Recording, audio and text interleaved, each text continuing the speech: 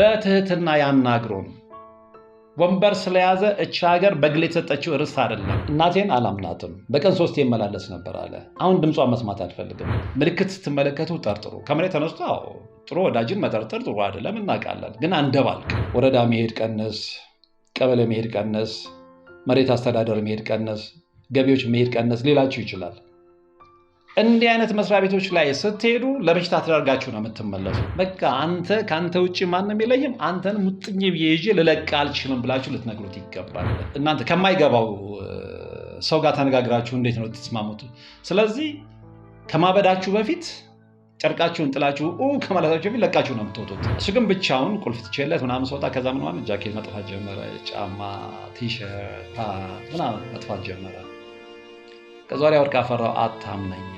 ጸጉሬ ሁሉ መርገፍ ጀመረ፣ ጤና መዛባት ጀመረ። ጤና ይስጥልን፣ እንደምናችሁ በመላው ዓለም የምትገኙ ወደ ቻናል ላይ ተከታታዮች፣ እኔ ደህና አይደለሁም፣ ይቅርታ አድርጉልኝና ከትናንትና ጀምሮ ትንሽ ሙዴ ጥሩ አይደለም።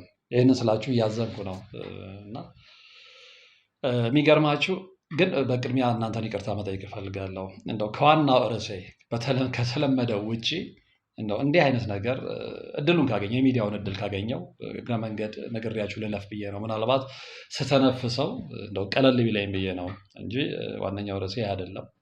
ግን ያው እድሉን ስታገኙ በዛውም ብሶታችሁን ተነፍሱ የለ ብሶትን ለሰው ሲተነፍሱ ጥሩ ነው ይባላል እኮ እና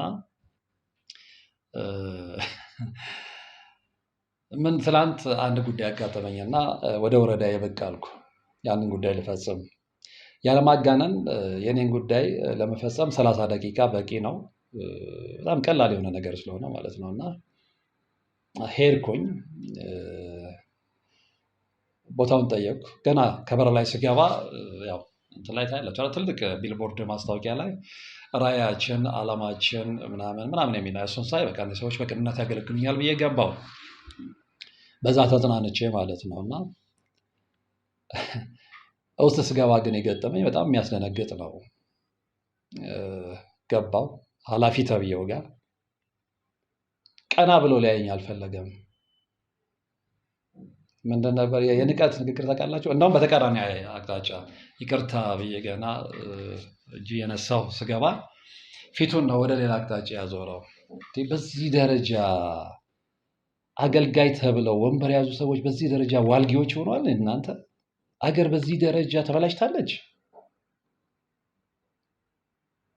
ይህንን የምላችሁ እኔ ላይ ብቻ ስለደረሰ አይደለም። ከወጣኝም በኋላም ብዙ ስሞታዎችን እየሰማሁ ነው የወጣሁት። እሱን እነግራችኋለሁ። ቁጭ አልኩ። እንዴት ነው የሆነ ቦታ ላይ ገብታችሁ በጣም ስትፈሩ የወንበሩ ጫፍ ላይ ነው አይደል የምትቀመጡት? ምን ላድርግ የገባችሁበት ቦታ አንዳንዴ የሆነ የሚያሳድርባቸው እንትን አለ። በቃ እንደምንም ላለመመላለስ ስራ ትታችሁ ጊዜያችሁን ብዙ ነገር አቃጥላችሁ ምናምን ነው የምትሄዱት እና ቢያንስ ያለችውን ነገር አጣባችሁ ያችን ነገር ፈጽማችሁ ቶሎ ወደ ጉዳያችሁ መመለስ ነው የምትፈልጉት እና ሳትወዱ በግድ እንትን ትላላችሁ፣ ያው ትለማምናላችሁ እና ገና ይቅርታ ብዬ ከመጀመሪያ ፊቱን አዙሮ በተቃራኒ አቅጣጫ ነው የምላችሁ። ሪሊ የሆነውን ነው የምነግራችሁ። ምንድን ነበር አለኝ በንቀት። ውስጤ ሲጨስ ይሰማኛል።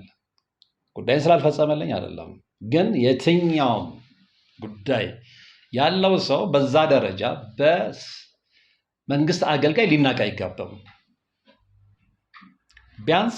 ቢያንስ ጉዳያችሁን የመስማት ግዴታ አለበት። ገንዘብ እየተከፈለው ደሞዝ እየተከፈለው ነው። እቺ ሀገር የነሱ ብቻ አይደለችም። አሁን አንዳንዱ እቺን ሀገር በርስትነት የተረከባት በቃ እሱ ብቻ፣ ሌላው ዜጋ ግን ምንም የማያገባው መብት የሌለው ነው የሚመስለው። እንደዚህ አይነት ነገር ነው አሁን በአገልግሎት መስጫ ቦታዎች ላይ እየተመለከትን ያለ ነው። ከዛ የመጣሁበትን ጉዳይ በተቻለ መጠን ውስጤን እንደምንም እያረጋጋው በትዕግስት ለማስረዳት ሞከርኩ። ኦፍኮርስ በአጋጣሚ ነው ሲሄድ መብራት አልነበረም። አንደኛ መብራት የለም። መብራት ሲመጣ እሱም ላይ እኔ ቅሬታ አለ። የመንግስት በትክክለኛው የመንግስት መስሪያ ቤት ነው። እንደዚህ አይነት ፎርሞችን እንደሚያስፈልጉ ይታወቃል። ከስተመር ሲመጣ ወይም ደግሞ ተገልጋይ ሲመጣ አይደለም ፕሪንት እየተደረገ መቀመጥ ያለበት። ሪዘርቭ ሊኖር ይገባል። እውነተኛ ሚዲያው ላይ እንደምንሰማው ወሬ የተቀላጠፈ ምናምን የሚለውን ተውት። እሱን ተረት ከሆነ ቆይቷል። ከስተመር ሲመጣ ነው ፕሪንት እያደረገ ጉዳይ የምትፈጽመው። ከስተመር ሊመጣ ይችላል ብቻ አይደለም፣ በእርግጠኝነት ይመጣል እና ሪዘርቭ የሆነ ያ ፎርም ተዘጋጅቶ ተቀምጦ ሊሰራበት ይገባል። እዛ እንትን አይደለም። በዛ ላይ መብራት የሚመጣ ዛሬ በጣም ዋናውን ነጥብ ነው የምነግራቸው።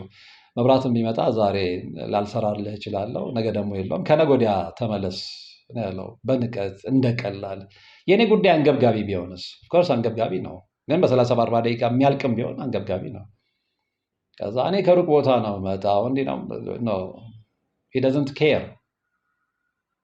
በእኔ ውስጥ በርካታ ሰዎችን ያየሁት እኔስ ግድ የለም ተሯጭ ምንም ብዬ በእድሜ ግን በጣም የገፉ አዛውንቶች፣ እናቶች እንዲህ አይነት ቦታ ላይ በእንደዚህ አይነት ዋልጌ ሰዎች ቢሮክራሲ ሲበዛባቸው ማን ነው አለሁላችሁ የሚላቸው? ስለ ሚዲያ ላይ ለምንድን ነው የምንደነቁረው? የውሸት የተቀላጠፈ አገልግሎት እንደዚህ የምንሰጠው ነው። የተቀላጠፈው ይቅር፣ የተቀላጠፈ ቀርቶ በትህትና ያናግሩን። ወንበር ስለያዘ እቺ ሀገር በግል የተሰጠችው ርዕስ አይደለም ወይም አይደለችም። ወጣው ከዛ ትቼው በጣም በቃ መቆጣጠር ስላልቻልኩኝ እንደዚህ። ምክንያቱም እናንተ ከማይገባው ሰው ጋር ተነጋግራችሁ እንዴት ነው ትስማሙት? ስለዚህ ከማበዳችሁ በፊት ጨርቃችሁን ጥላችሁ ከማለታችሁ በፊት ለቃችሁ ነው የምትወጡት። መፍትሄውም እሱ ነው። ወደፊት አንድ ነገር ልንገራችሁ። አሁን ሐኪም ቤት ሄደን ስንመረመር ሐኪሙ ምንድን ነው የሚለን? ስኳራችን ከፍ ብሎ ካየ ስኳር ቀነስ፣ ስኳር ነክ ነገሮችን አስወግድ። ደማችሁ ከፍ ብሎ ካየ ደም ግፊት የሚጨምሩ ነገሮችን ለተወሰነ ጊዜ አልኮል ተው፣ ስጋ መብላት አቁም ምናምን ነው አይደል የሚላችሁ። ወደፊት ግን እርግጠኛ ሆኜ ነው የምነግራችሁ፣ ወረዳ መሄድ ቀነስ፣ ቀበሌ መሄድ ቀነስ፣ መሬት አስተዳደር መሄድ ቀነስ፣ ገቢዎች መሄድ ቀነስ ሊላችሁ ይችላል። እንዲህ አይነት መስሪያ ቤቶች ላይ ስትሄዱ ለበሽታ ተደርጋችሁ ነው የምትመለሱት። ከዛ ስንመለስ በጋራ ታክሲ ያዝን አንድ አባት አገኘውና በጨዋታ ያው ነገር ስናነሳ እሳቸውም ለካ ከኔ የባሰ ነገር አጋጥሟቸዋል። እሳቸውም የገጠማቸው ነገር ሲነግሩኝ እንዴ ስለዚህ የሚነገር ለካ ለተሻለ ዓላማ፣ ለተሻለ ልማት፣ ለተሻለ ምናምን የሚባለው ነገር ሚዲያ ላይ ነው የተመለከትነው። ምክንያቱም እንዲህ አይነት ዋልጌ ማንንም የማይፈሩ ማንም የማይጠይቃቸው ኦፍኮርስ ስለማይጠይቁ ነው። ተጠያቂነት ቢኖር ኖሮ ሰጥ ለጥ ብሎ ይሰራ ነበረ። ማንም የማይጠይቃቸው ሀገሪቷን የግል ርስታቸው ያደረጉ በየመስሪያ ቤቱ ተሰግስገዋል።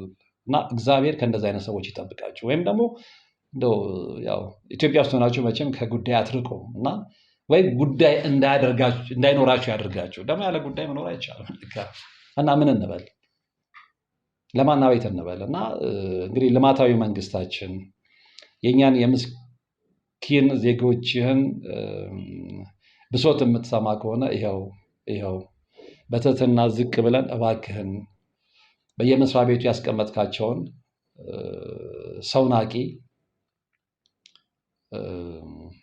ምንድን ሰራተኞችን እንበል አገልጋዮች ምንድን ነው የሚባለው? ቃላቱም አንዳንዴ ይጠፋል እና እንዲህ አይነት ሰዎችን እባክህ ያዝልን፣ አስታክስልን። እኛ ምን አቅም አለን? ከጌታችን ከመድኃኒታችን ጣልቃ ገብነት ውጭ ምንም አቅም የለንም እና እባክህን ማለት እንፈልጋለን። እና እንግዲህ ይሄ የብዙዎቻችሁ የጋራ ጥያቄ እንደሚሆን ተስፋ አደርጋለሁ። በድጋሚ ይቅርታ ጠይቃለሁ። ምክንያቱም እንግዲህ ከትናንትና ጀምሮ ጥሩ ስላልሆንኩ ነው ይህንን ብሶት እንደው ለእናንተ እንኳን ነገር ይቀለል ቢለኝ መፍትሄ እዛ ጋ ሄጄ የምፈልገው ነገር ባይፈጸምልኝም ቢያንስ ለቤተሰቦቼ ብነግራችሁ የሆነ ነገር ይቀለኛል። እናንተ የሆነ ነገር ሲኖራችሁ ደውላችሁ ከነገራችሁኝ በኋላ እሺ ምንድን ነው ወደ መፍትሄው ስላችሁ ወደ በቃ ስለሰማህን ብቻ ቀለል ብሎናል እንቅልፍ እንተኛ ትሉኝ የለም። ስለዚህ እኔም እንደው ብሶት ለእናንተ ነገር ትንሽ ቀለል ቢለኝ ብዬ ነው እና በድጋሚ እንደው የማይመለከታችሁን የኔን ጫና አምጥቼ እናንተ ላይ ስለዘረገብኩ ይቅርታ ጠይቃለሁ። ወደ ዋናው ጉዳይ ይገባለሁ እና በነገራችን ላይ ሁሌ የስዩም ተሾመንን ፕሮግራም ያለው እና በጣም በንዴት እየተሳደበ እንደዚህ ምድረ ሌቦች ምናምን ሲል ምን ሆኖ ነው እል ነበረ። ለካ ወዶ አይደለም ስዬ አሁን ነው የገባኝ ችግር አሁን ነው የገባኝ። እና እድሉን ቢያገኙ ወይም ደግሞ ሚዲያውን ቢያገኙ እንደዛ ጠረጴዛ እየደበደቡ የሚጮሁ በርካታ ኢትዮጵያውያን እንደሚኖሩ እርግጠኛ ነኝ። እና እንግዲህ በቃ ከዛ እግዚአብሔር ይጠብቀን ነው። ሌላ ምንም ማለት አይቻልም። ወደ ዋናው መደበኛ ጣቢያችን እንመለስ። ዛሬ የአንድን ተዋናይ ታሪክ ነው የማቀርብላችሁ እና ይሄ ተዋናይ በነገራችን ላይ በአጋጣሚ ነው። የሆነ ቀን መንገድ ላይ ተገናኘን፣ እንደውም ስፈልግ ምናምን አለ።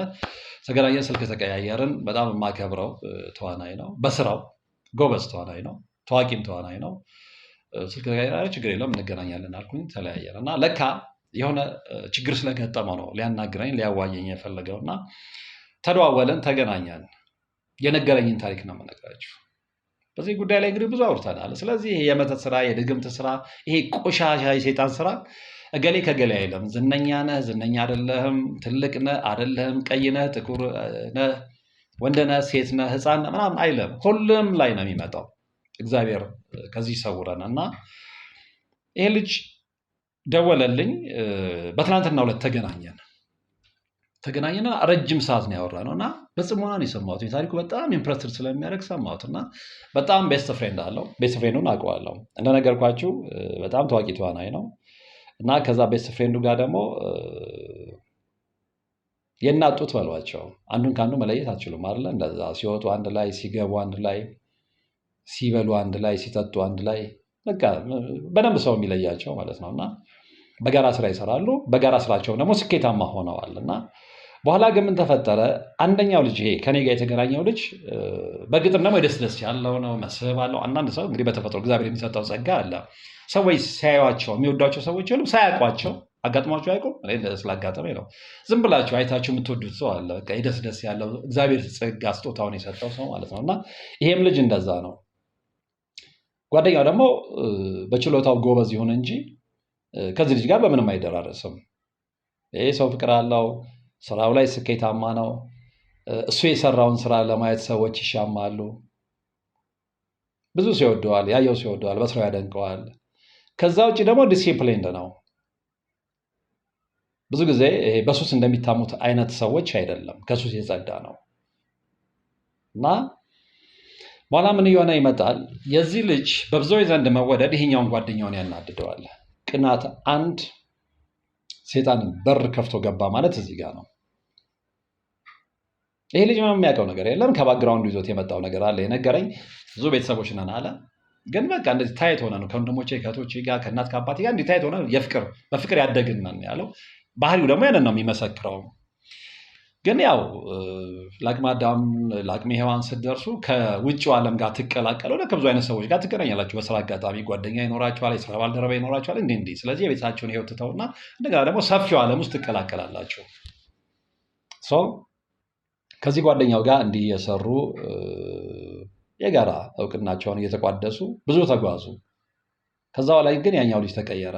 የዛ ልጅ መቀየር ግን ይሄንን ልጅ የገባው ብዙ አመት ቆይቶ ነው። ብዙ አመት ብዙ ነገር ሚስ ካደረገ ብዙ ነገር ከተጎዳ በኋላ ማለት ነው እና በአንድ ወቅት አንዲት ልጅ ታፈቅረዋለች። እንግዲህ እንደነገርኳችሁ ዝም ብላችሁ አይታችሁ የምትወዱት አይነት ልጅ ነው። በዛ ላይ በስራው ይታወቃል እና የሆነች ልጅ አይታው ትወደዋለች። ቆንጅዬ ልጅ ነች። ተግባቡ። እንደ ማንኛውም ሰው የፍቅር ህይወታቸውን ቀጠሉ። ያኛው ጓደኛው ግን በዚህ ደስተኛ አልነበረም። ምክንያቱም ልጇ በጣም ቆንጆ ነች ምናምን እና በመሀል እየገባ የሆነ ነገር ማድረግ ይጀምራል። ይሄ ልጅ ምንም የሚያውቀው ነገር የለም። በኋላ ገብቶ እንግዲህ ብዙዎቻችን ለዚህ ነው ብለው ከተጎዳን ብዙ ነገራችን ሚስ ካደረግን በኋላ ነው 11ኛው ሰዓት ላይ ነገሮችን ሪዋይንድ እያደረግን ለካ እንዲሆነብኝ የዛን ጊዜ ነው ምን አደንዞኝ ነው የምንለው። ለዛ ነው እና ሁሌም አለርት መሆን አለብን የምላችሁ ለዛ ነው። ያናደረገ ምንም ይሄ ልጅ የጠረጠረው ነገር የለም። ከዛ በኋላ ብዙ ነገሮች መሰራት ጀመሩ እና በአንድ ወቅት ይሄኛው ልጅ ብቻውን የውጭ እድል ያገኛል። ውጭ ሀገር ሄዶ የመስራት እድል ማለት ነው። ሰዎች ገንዘብ መድበውለት አሁን ይህንን ጓደኛው እንዴት ተውት ሄደ። ከዛ ሊወስዱት ስፖንሰር ለሆኑት ሰዎች ምንድን ያላቸው? አይ ብቻዬን ከመሄድ ያው እሱም ከክሩ ጋር ይቀላቀልና አንድ ፓርት ሰጠዋለ ምናምን ነው፣ እኛ የምንፈልገው አንተና ነገሌን ነው ይሉታል። አልሄድም ብሎ ነው የተወው። ሌላም ጊዜ እንዲሁ ክፍለ ሀገርም ሌላም ቦታ ላይ እድል ሲመጣለት እሱን ይዞ ካልሄደ በጣም ስለሚቀርበው ማለት ነው ያኛው የሚሰራበትን ነገር ይሄ አያውቅም። ይሄ የዋህ ልጅ ነው። ከቤተሰቡ ይዞት የመጣው ቅንነት አለ። እናት አባቱ እምነት ላይ ስትሪክት ናቸው። እሱ የሚያውም ደግሞ በስርዓት ያደገ ልጅ ነው። ስለዚህ ይህንን የክፋት ህይወት አያውቀውም። ክፋትን እኮ የሚያስተምራችሁ ሰው ነው። እንዲህ ያለ እየታገለ የሆነ ሰዓት ላይ ግን አንድ ቦታ ላይ ጥሩ እድል አገኘ። ሲጠይቃቸው ነው ለአንተ ነው በጀት ያዝ ነው ይሉታል። እሱን ይዞት እንደማይሄድ ሲያውቅ ከተከፈለው በጀት ላይ እንዲከፍሎ ነው ገንዘብ የሰጠው፣ ይዞት ባይሄድም ማለት ነው። በቃ የእሱን ስሜት ለመጠበቅ ምናምን ካላቸው ከልጅነትም አብረው ስለመጡ ምናምን ነገር ይሄ ደግሞ ያኛውን እያናደደው መጣ። ሰዎች እሱን ለምን ይወዱታል? ሰዎች ከኔ የበለጠ እሱን ለምን ይመርጣሉ? የሚለው ነገር ውስጡ ላይ በጣም መጥፎ ነገር እየፈጠረ ይመጣል። ከዛ ግን አንድ የጋራ ስራ ላይ ውጭ የሚሄዱበት ቦታ ላይ ማለት ነው። በዚህ መሀል ምን ይሆናል እንግዲህ ነግሬያቸዋለሁ። ከአንዲት ልጅ ጋር ተዋውቆ በጣም ቆንጆ ልጅ ነች። ፍቅር ህይወት ጀምሯል ብያቸዋለሁ። ለፍቅረኛው ታማኝ ነው።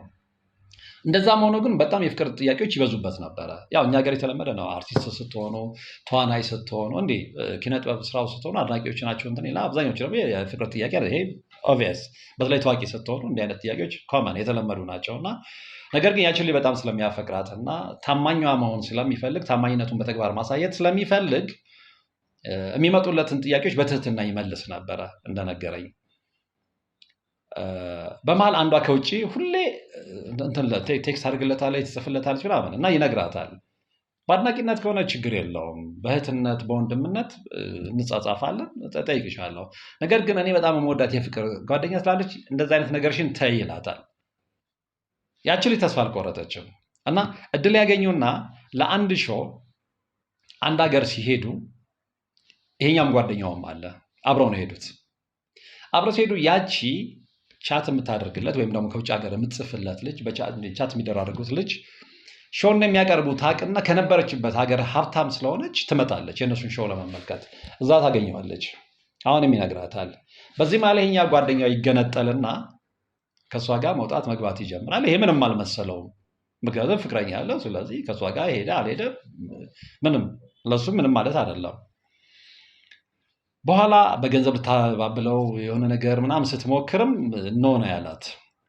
ራት ጋብዛቸዋለች። እዛ የእነሱን ሾው ለማየት እንደመጣች ምናምን ነገረቻቸው ምናምን እና በዚህ ማለት ያኛው በደንብ ተጣብቋል። አሳይመንቱን ጨርሷል። ወዲያውኑ መኪና ገዛችለት አለ። ምንም አልመሰለኝም፣ ደስ ነው ያለኝ አለ። እንደውም እኔ ፍቅረኛ ስላለኝ እሱ በቃ እንደዚህ አይነት ጓደኛ ካገኘ በተለይ ደግሞ እንደዚህ አቅም ያለው እንደውም ጥሩ ነው፣ በቃ በጎ ምኞት ተመኘውለት አለ። ከዛ መኪና፣ ቤት ምናምን ብዙ ነገሮች አሟላችለት። ኢትስ ኖት ኤ ፊክሽን፣ የሆነ ነገር ነው የምነግራችሁ። ከዛ በቃ አዳራሻ ተለዋወጡ። እነሱ ፕሮግራማቸውን ጨርሰው ተመለሱ ወደዚህ ማለት ነው። እና ያቺ ልጅ ቆይታ መጣች፣ እዚህ መጣች። እዚህም ልታገኛቸው ትሞክራለች ምናምን፣ ይህን ልጅ ታገኘዋለች ምናምን እና አሁንም ፍቅር ያላት እንደው ገንዘቧን ብታወጣ ከዚህኛው ጋር ብትቀራረብም ፍቅር ያላት ለዚህኛው ልጅ ስለሆነ ለባለ ታሪካችን ስለሆነ በተቻላት መጠን ይሄኛው ልጅ ሲመጣ ይዘውና ትለዋለች። ይሄ ደግሞ መቀላቀል አይፈልግም፣ በቃ የራሱ ዲሲፕሊን ስላለው ማለት ነው። እና ያኛውን መንገድ አይፈልግም፣ ብቻውን ነው ማግኘት የሚፈልገው።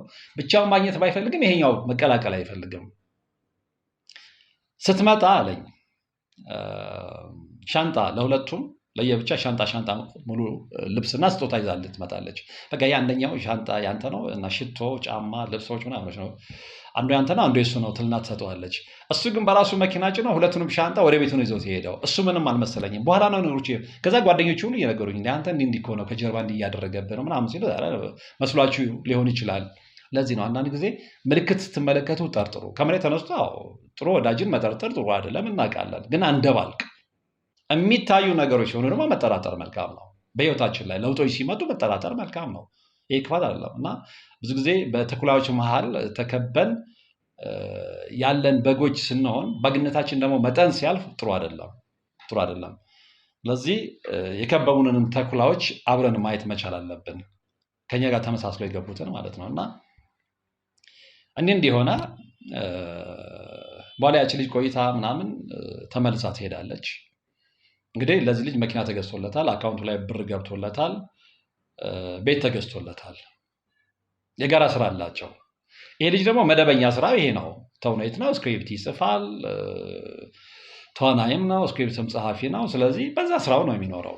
እና የጋራ ስራ ነበራቸው። የጋራ ስራቸው ላይ እሱ የጻፈው ስክሪፕት ላይ ያኛው ልጅ ተዋናይ ነው፣ ሊያውም መሪ ተዋናይ። ከዛ መቅረጽ ጀመረ አለ። ከዛ በኋላ እኔ ደግሞ ያ ነገር ተሰርቶ ህዝብ ዘንድ እንዲደርስ እፈልጋለሁ። የፊልም ስክሪፕት ነው እና በጣም የሚጠበቅ ፊልም ነው። የለፋበት ነው፣ ገንዘብ አውጥቶበታል።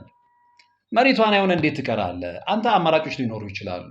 እኔ ግን በስራዬ መውጣት እፈልጋለሁ፣ በስራዬ መጠቀም እፈልጋለሁ፣ በስራዬ ነገ ህይወቴን መመስረት እፈልጋለሁ ምናምን ሲለው ያኛው መነጫነጭ ጀመረ። ከፈለክ ሊቀር ይችላል አይነት ሁሉ እንዴ ምን አድርጌው ነው? እንግዲህ ነግሬያቸዋለሁ። የሆነ ነገር ሲገዛ አብሮት ለሱ የሚገዛ የሆነ ነገር ድል መቶለት ከውጭ ገንዘብ ሲመጣ እኩል አካፍሎት የሚሰጠው ጓደኛ ነው። ያችን ልጅ ካገኘ እዚህ መኪና ምናምን ከተገዛለት በኋላ የባህሪውን ለውጥ ጓደኞቹ የሚነግሩትን ነገር ሪዋይንድ አድርጎ እያጠነጠነ እንዲያስበው አስገደደው ማለት ነው። እና እኔ በዚህ ደረጃ እያስኩለት ጓደኞች እንደሚነግሩኝ እኔ ላይ ክፋት ያስባል። ለምን? ከምን አንጻር? ለካ ልጅ የሰው መውደድ ስላለው የሴቶች መውደድ ስላለው ያገኘው ሁሉ እሱ ማሰራት ስለማይፈልግ ያኛው የመጨረሻ ጦዟል ማለት ነው። እና በቃ ትቶይ ልሄድ ነው አይነት ነገር ማለት ነው። ይሄ ደግሞ የእግዚአብሔር ጸጋ ነው። ምንም ልታደርጉት አትችሉም። ለእኔ እግዚአብሔር ጸጋ ከሰጠኝ የኔ ጸጋ ማንም ሊነጥቀኝ አይችልም፣ በገዛ እጄ ካላጣሁት። ለአንተ እግዚአብሔር ጸጋ ከሰጠ ማንም ሊነጥቅ አይችልም። ለእሷ ወይም ለአንቺ እግዚአብሔር የጸጋ ስጦታ ከሰጠኝ ጸጋ ከሰጠች ማንም ሊነጥቅሽ አይችልም። አንዳንዶች ግን ይታለላሉ እና የሆነ ነገር እግዚአብሔር ጸጋ ሲሰጣችሁ ያ ጸጋ የተሰጣችሁ ጸጋ ያናድዳቸዋል። ሰዎች ሲወዳችሁ ደስ አይላቸውም። ሰዎች ሲቀርቧችሁ፣ ሰዎች ስለእናንተ መልካም ሲያወሩ ደስ አይላቸውም። ስለዚህ መልሰው የቅርብ ያላችኋቸው ሰዎች ጠላት ሆነው ይነሱባቸዋል፣ ሊያጠፏችሁ ማለት ነው። እዚህም ባለታሪካችን ላይ የተፈጸመው ይሄ ነው። ከዛ የሚገርም አለ። እንደዛም ሆኖ ምንም እንትን አላልኩኝም አለ። ከዛ ቤት ተከራየው አለ። የሆነ ቦታ ላይ ያው ከቤተሰብ መውጣት ስላለብኝ ቆይቻለሁ ቤት ከተከራየው።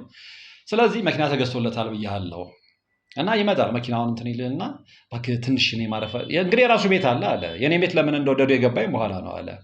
ከዛ ቤት ይመጣል። ትንሽ ልረፍ እና ትንሽ መተኛ ትፈልጋለህ ወይ? በቃ ተኛ ምናምን ነው እና እኔ በቅንነት እንትን እላለሁ።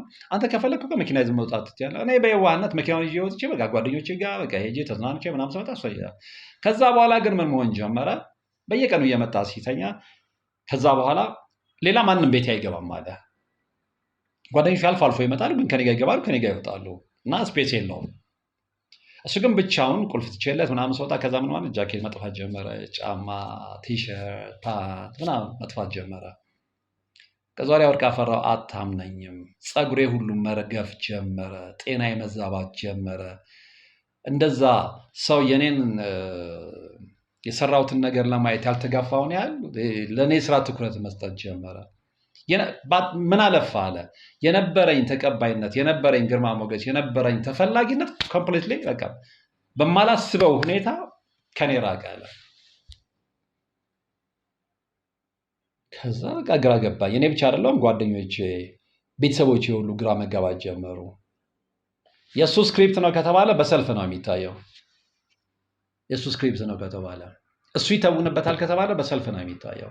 አሁን ግን በቃ ማንም ሰው ማለት ነው። እና በቃ ደነገጥኩኝ፣ ጭንቀት ውስጥ ገባሁኝ አለ። የሚገርማችሁ ደግሞ እንደዛም እየሰራ የሰው መውደድ አለው ብያችኋለሁ። ፕላስ ለማንም ሳይነገር የሚያሳድጋቸው ከጎዳና ያመጣቸው ልጆች አሉ። ከዛ ነገሮች እየተበላሹ ሲመጡ የኔ ህይወት አይደለም የነዛ ከጎዳና ያመጣኋቸው ማስተምራቸው፣ ምረዳቸው፣ መደግፋቸው ልጆች ህይወት የበለጠ ያስጨንቀኝ ጀመረ አለ። ዲፕሬሽን ውስጥ ገባው። የማልጠጣው ሰውዬ መጠጥ ጀመርኩ። ከዛ በኋላስ የቀረው ምን ነበረ? ፍቅረኛው ነበረች። ከፍቅረኛው ጋር በሆነ ባልሆነ መጣላት ጀመረ። መጨረሻ ላይ ከፍቅረኛውም ጋር ተጣልቶ ተለያየ። በጣም ነው ያዘንኩት። በቃ ያማረ ህይወቱ በአንድ ጊዜ ምስቅልቅሉ ነው የወጣው። በዚህ መሀል ሌላ የህመም አይነት አጋጠመው። 5 ወር ሆስፒታል ተኛ። ከዛ በኋላ ብዙ ነገሮች ተበላሻሹ። በዚህ መሀል ግን ሆስፒታል ከመተኛቴ በፊት አለ ጠጥቼ የማላውቀው ሰውዬ በቃ ደንበኛ የአልኮል አፍቃሪ ሆንኩኝ አለ። እበሳጫለሁ፣ እጠጣለሁ። ፍቅረኛ ለምን ትጠጣለህ ትላለች። እና አንድ ቀን ምን አገባሽ ብዬ ልክ እንደዚህ ቢላዋ አንስቼ ከእሷ ጋር ስታገር እጇን ሁሉ ቆርጫታለሁ። እስቲል ናው ይጸጽተኛል አለ። ሳይንስ ላይ ሄደች ስለተጣላን ወይም ደግሞ እሷ ሌላ ሰው አፍቅራ ሌላ ህይወት ስለጀመረች አይደለም አለ። ግን ያንን ነገር እኔ ላይ በደረሰው ነገር እሷን በማስቀየም ስቲል ነው ይጸጽተኛል አለ። ተጸጸታችሁ ይባላል። ቅልቦ ሲኖራችሁ ሁሌም ጸጸት አይለቃችሁም። የሆነ ነገር ሰውን ስትበድሉ ሁሌ ፊል ታደርጋላችሁ። ድንጋዩ ነው ፊልም የማያደርገው። ሴጣን የተጣባው ሴጣን የተዋረሰው ነው ፊልም የማያደርገው እንጂ መልካም ስብዕና ካላቸውማ ሰው እንኳን በዛ ደረጃ በፍቅረኝነት ደረጃ የያዛችሁት ሰው አይደለም በጓደኝነትም በርቀት የምታውቁትም ሰው አንድ ቀን ስታስቀይሙት ፊል ታደርጋላችሁና ያ ስሜት አሁንም ውስጥ ያለ አለ።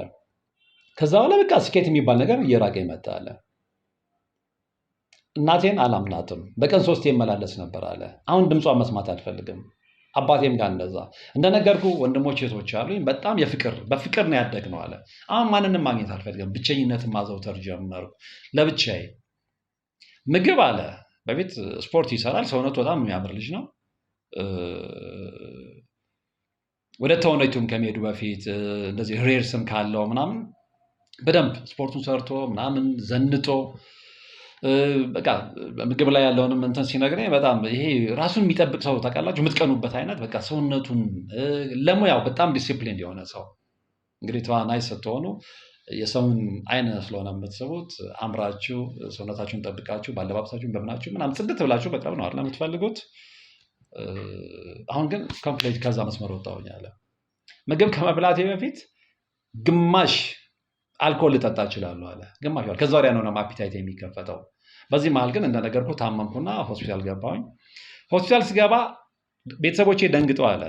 የክፍለ ሀገር ናቸው ቤተሰቦቹ የሚኖሩት እና ከክፍለ ሀገር እኔ ጋር እስከሚመጡ ድረስ በሱ መኪና ነው የመጡት አለ።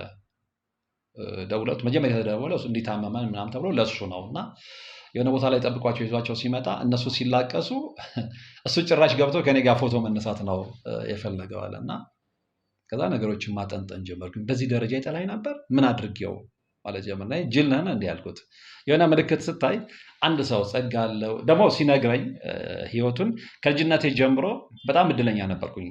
የሞከርኩት ነገር ሁሉ ይሳካልኝ ነበር አለና ይሄንን ቤተሰብ በደንብ ያውቃል። እንደውም አባቴ ደጋግሞ የሚናገረው ነገር ነበረ።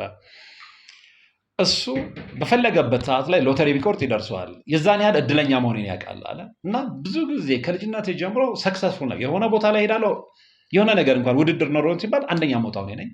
የሆነ ነገር እድል ኖሮ እንትን ቢል የምመረጠው እኔ ነኝ። የዛን ያህል እግዚአብሔር ጸጋ እንደሰጠኝ አውቃለሁ። በኋላ ግን እነዛ ነገሮች ሁሉ አጠዋቸው። ከዛ በኋላ ያንተን የመምህር ግርማን የመምህር ተስፋዬን ስፔሻሊ የመምህር ተስፋዬን ትምህርቶች በጣም እንደሚከታተል ነግሮኛል። እና እነዛን ስል የሆነ ነገር እየገባኝ መጣ። መጾምና መጸለይ በአቅሜ ስጀምር ይሄንን ልጅ በህልሜ ማየት ጀመርኩኝ አለ።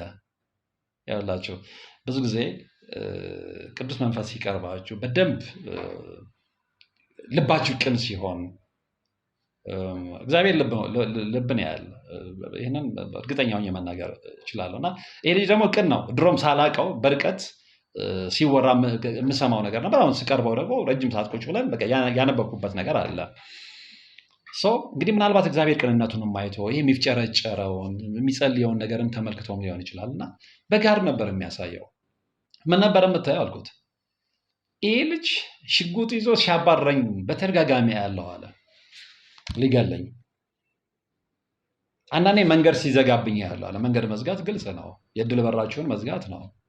እንዲህ አይነት ህልሞችን በጋር ማየት ጀመርኩኝ። ከዛ ወዲያ በቃ ቤተሰቦችም የሚሉኝ ጓደኞችም የሚሉኝ ነገር እየተገለጸልኝና ወደ ማመኑ እየቀር እንደዛው እንኳን እየነገሩኝ አላምንም ነበር አለ። አሁን ግን ፀጉሬ መመለጥ ሲጀምር የሆነ ነገር መበላሸት ሲጀምር ከጓደኞች የመራቅ ዲፕሬሽን ውስጥ ስገባ አልኮል የሰይጣን ነው የምለው ሰው አልኮሊስት መሆን ሲጀምር የሆነ ነገር እየገባኝ በህይወቴ ላይ የሆነ ነገር ሀፕን እንዳደረገ እየገባኝ መጣና አሁን ወደ ማመኑ ቀረብኩኝ አለና ድሮ የሚገርማችሁ በእግር በፈረስ የሚፈልጉኝ ጓደኞቼ መጥፋት ጀመሩ አለ።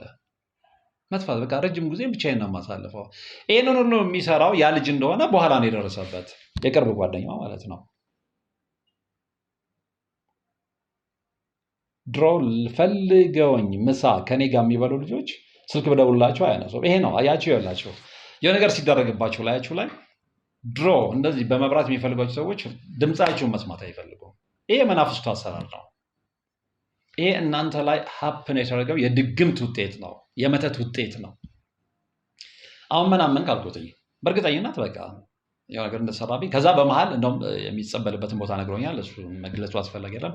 እዛ ሲሄድ በቃ በግልጽ መንፈሱ ተናገረ በማን ምን እንደተደረገበት። ሰው ደስ የሚለው 5 ወር ታሞ ልክ በተኛበት ጊዜ ጥሩ ማለት የህመሙ ጊዜ አንደኛው ጸለምተኛ ጎን ቢሆንም አለ 5 ወር ታመሜ በተኛው ጊዜ ያው ቤተሰቦቼ ነግሬያለሁ። በጣም ጸላዮች ናቸው፣ እምነታቸው ላይ ሲሪየስ ናቸው። አባቴም እናቴም ከዛ ንስሐ አባታችን መጥተው 5 ወር ሙሉ አጥምቀውኛል አለ። ይዘኛል እሱ ጊዜ ለእኔ በጣም ጥሩ ጊዜ ነበር አለ። ልክ እሳቸው ማጥመቅ ሲጀምሩ በቃ ሁሉን ነገር እርግፍ። አንደኛ ታመሜ ያለው እዛ ታመሜ አልኮል አልጠጣም አለ። ሌላ ሱስ በፊትም የለብኝም። ስለዚህ ራሴን ጭንቀቴን ለመርሳት ስል ነው አልኮል ውስጥ የገባሁትኝ። ስለዚህ አሁን ልክ እሳቸው ካደረጉ በኋላ ግን ያ ነገር ልክ 5 ወሬን ተሽሎኝ ስወጣ እንደዛ በጣም ሰምጬበት አዲክትድ ሆኜበት የነበረው የመጠጥ እንትን አስጠላኝ አለ። ይሄ ከቅዱስ መንፈስ ሲፈቅድላችሁ ነው።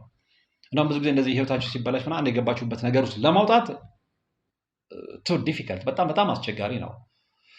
ነገር ግን እንግዲህ የእግዚአብሔር ጣልቃ ገብነት ነው። እኔ እንደዛ ነው ብዬ ነው ማምነው እና በጣም አስጠላኝ አለ ከዛ በኋላ እና ቁጭ ብዬ ግን ያለፈውን ነገር ማሰብ ጀመርኩኝ እና አሁን እግዚአብሔር ይመስገን ሰውነቴ ተመልሷል። እንደውም የሆነ ሰዓት ላይ ብታየኝ አታምንም ነበር አለ። ኦፍኮርስ አውቀዋለሁ፣ ስክሪን ላይ እንደማንኛውም ሰው ያዋለሁ፣ እንደማንኛውም ሰው አደንቀዋለሁ እና ሰውነቱን ምናምን አውቀዋለሁ፣ ማንም ሰው እንደሚያውቀው። እንግዲህ አርቲስት ሲሆን ያው የራሱ አይደለም የህዝብ ነው አይደለም እንደምንለው እና ለማንም ሰው የተጋለጠ ነው። ማንም ሰው ስክሪን ላይ ያዋል፣ የሚሰራውን ስራ ይከታተላል ምናምን እና በመሀል ግን ጠፍቼ በነበረበት ሰዓት ላይ ብታይ እሱ ነው ብለህ እንትን አትልም ማለት ኮምፕሊት ከሰውነት ጎዳና ወጥቼ ነበረ። እንዲ አሁን ተመልሼ እግዚአብሔር ይመስገን አለ።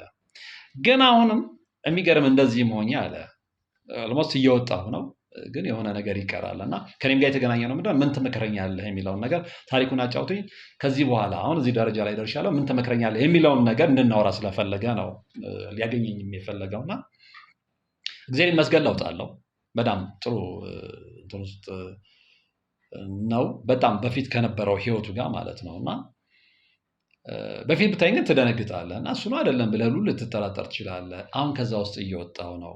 እንደዛም ሆኖ ግን አሁን አልፎ አልፎም ከማገኛቸው የተወሰኑ ጓደኞቼ ጋር እንዲህም ቆሜ የተሻለ ግርማ ሞገስ በኮንፊደንስ ነው የነገረኝ። ደስ ይላል። በኮንፊደንስ ይሄ ከየትም ያመጣሁት አይደለም እና በመከራ ውስጥ እግዚአብሔር አለ ብዬ ሁሌ አምናለሁ። እግዚአብሔር አንዳንድ ጊዜ በጣም የሚወዳቸውን ሰዎች ነው የሚፈትነው እላለሁ። የኢዮብን ትዕግስት አስታውሳለሁ። አንዳንዴ ምርርና የመጽሐፍ ቅዱስን የኢዮብን ታሪክ ደግሞ ውስጤ ከትቼ ሳሰላስል እንዴ እኔ ምን ደረሰብኝ? ስለዚህ እግዚአብሔርን እንጂ አልወድቅም እላለሁ አለ። ይሄ እንትኑ በጣም ገዝቶኛል። አንዳንዱ እርግፍ እንደዚህ አይነት ነገር መከራ ሲያጋጥመው በተለይ ደግሞ ይሄ ዓለማዊ ነገር ላይ በጣም ያለ ሰው ኮምፕሊትሊ ማርሹን ቀይሮ ሌላ ጎዳና ውስጥ ነው የሚገባው።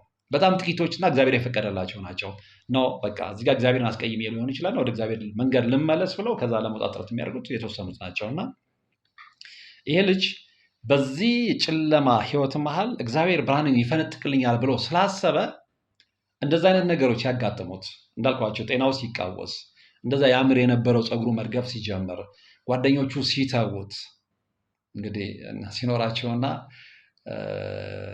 አጃቢ ሲበዛላችሁ ነው ሁሉም እናንተ ማግኘት የሚፈልገው። ያ ነገር ግን ሲቀየር ደግሞ ማንም እናንተ ሊያገኝ። ይሄ የዓለማችን መራራ እውነት ነው። መራራ እውነት ነው። ሲኖር ይኖርሃል። ውጭም ዓለም ላይ ተመልክተናል። ውጭም ዓለም ላይ እንደው ሙዚቃ አጀንዳችንን ባይሆን የኤልቪስ ፕሪስሊን የህይወት ታሪክ የምታውቁ ሰዎች ኤልቪስ ፕሪስሊ እንግዲህ ዓለምን ያንቀጠቀጠ ድምፃዊ ነው። ሴቶች እሱን ለማግኘት የማይፈነቅሉ ድንጋይ አልነበረም። በግድ የፍቅር ጓደኛቸው ይሆን ዘንድ ሽጉጥ ይዘው ሁሉ የሚያስፈራሩት ነበር። ያን ያህል በጣም ያመልኩት የነበረ ሰው ነው። የመጨረሻ ሲወጡ ብቻውን ክብደቱ ጨምሮ ጓደኞቹ ከርተውት፣ ምክንያቱም ዝናው ሄዷላ። ባዶ ቤት ቆልፎ በብቸኝነት ነው የመጨረሻውን ዘመኑን ያሳልፈው። እንዲህ ብዙ ታሪኮች ልነግራችሁ ይችላል። ምክንያቱም ሲኖራቸው ነው ማን ነው የሚጠጋቸው? ዝናቸው አብሯቸው ሲኖር፣ ገንዘባቸው አብሯቸው ሲኖር፣ አጃቢያቸው አብሯቸው ሲኖር፣ እዚህም ልጅ ህይወት ላይ ያጋጠመው ያ ነው እና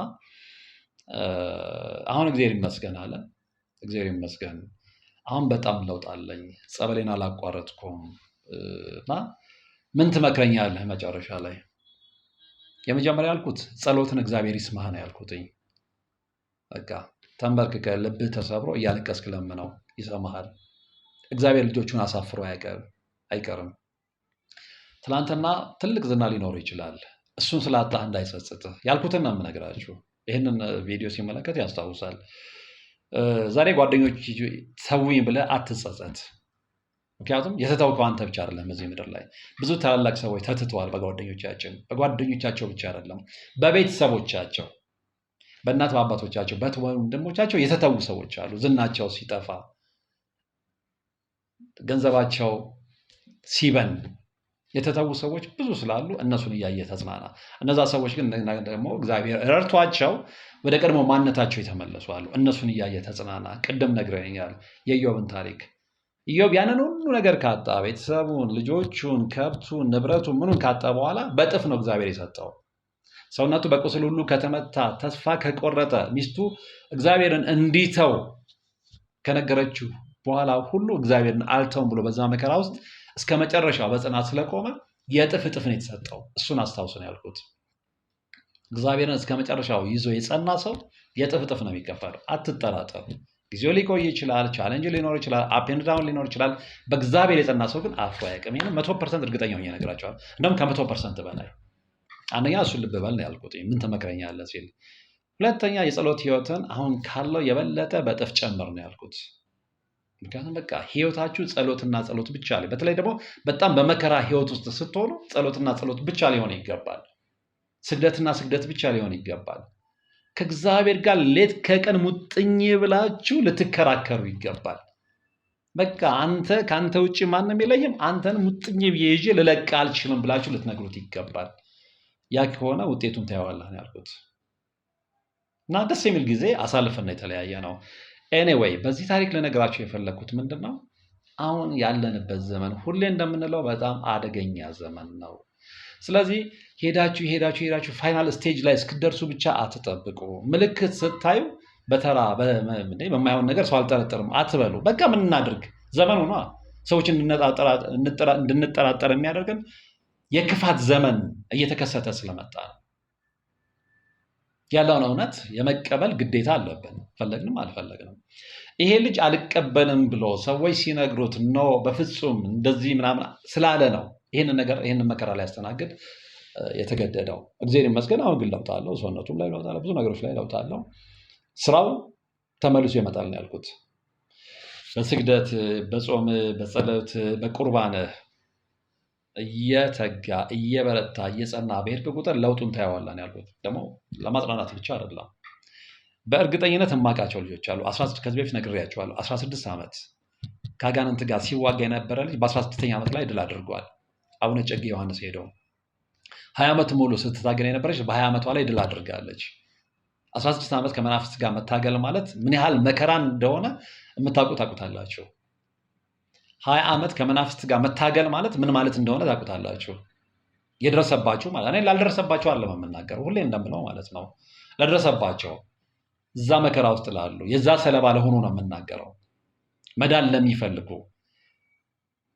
የመፍትሄው አቅጣጫ ለጠፋቸው ነው የምናገረው እንጂ ቁጭ ብሎ ለጊዜ ማሳለፊያ ቲክቶክ ላይ ተጥሎ በአራዳ ቋንቋ ሙድ መያዝ ይበሉች እነሱ።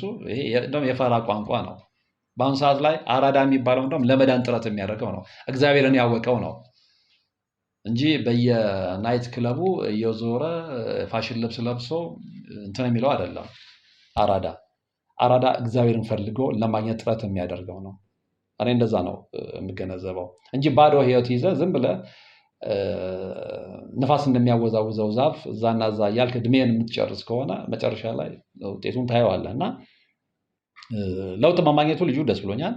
ፕላስ ደግሞ ከእግዚአብሔር ጋር ለመጣበቅ ያለውን ፍላጎት ሳይ ደግሞ የበለጠ ደስ ብሎኛል። እና በዚህ ልጅ ህይወት ብዙ ነገር ትማራላችሁ። ትላንትና ዝና ቢኖራችሁም የሆነ ሰዓት ላይ እግዚአብሔር ያምጣውና እንዲህ አይነት ክፉ ጓደኛ ካጋጠማችሁ ዝናችሁ ሊጠፋ ይችላል፣ ገንዘባችሁ ሊጠፋ ይችላል፣ ጓደኞቻችሁ ትተዋችሁ ሊሄዱ ይችላሉ፣ ቤተሰቦቻችሁ ሊተዋችሁ ይችላሉ። የማይተዋችሁ ግን አንድና አንድ አምላክ እግዚአብሔር ብቻ ነው። ሁሌም እሱን አስቡ። መጨረሻ ላይ በዚህ ታሪክ ልነግራችሁ የምፈልገው እሱ ነው።